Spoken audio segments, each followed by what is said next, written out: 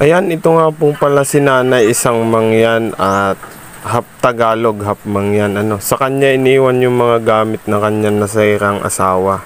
At ito nga po yung mga gamit na iniwan sa kanya, na-interview natin siya kahit saglit lang. Ito po yung Santo Niñong talagang halos dekada na din yung pinagamitan, kumbaga gamit na gamit. Bali po, yun nga, siya daw ay pangalawang asawa ng kanyang mister. Bali po, yung kanyang asawang yun na mangyan ay pumanaw na. Santo Niño na may hawak yung mundo. Alam ko, ganun yung katawagan dyan. Mainam po yan sa negosyo at pampaamo. Ito naman po, ang peso sagrado. Marahil, madami nang naka-encounter niyan sa mga vlog ko. Ayan. Mainam po sa negosyo ang gamit na yan. At ito naman po ay berhen na may hawak na Santo Niño. Ito pong likod niya ay Diyos Ama at Diyos Anak. Napakainam po niyan sa paglalakbay at kumbate espiritual. Disclaimer lang po, ang bidyong ito ay para lang sa naniniwala. Ayan. Yung mga naiwang gamit sa kanya na konti yung kaalaman niya sa ganyan, kaya mas pinananatili na lang niya na nakatabi. At ito po yung impinito na itim. Sa tagal na daw niya sa baol, yan, ganyan na yung naging kulay niya. Impinito po, napakainam niya sa kumbate espiritual.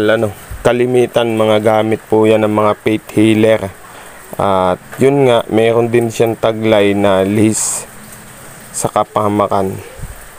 At ito po yung napaka-interesting dito, yung mood channel lang kanya talagang, alam nyo po bang, inamoy ko talaga ay napakabango. Ayan, napakabango po niyan, grabe yung amoy. Ayan, yung naamoy mo siya para siyang amoy lang ka na talagang nag-aamoy lang sa nyug kasi nakababad sa nyug. Ito naman po buto ng sinturis. Ayan, sila kasi daw dati ay nagbabantay ng lupa na ang mga nakatanim ay sinturis. Ayan, mismong asawa niya daw po yung nakakuha niya nung sila ay namitas at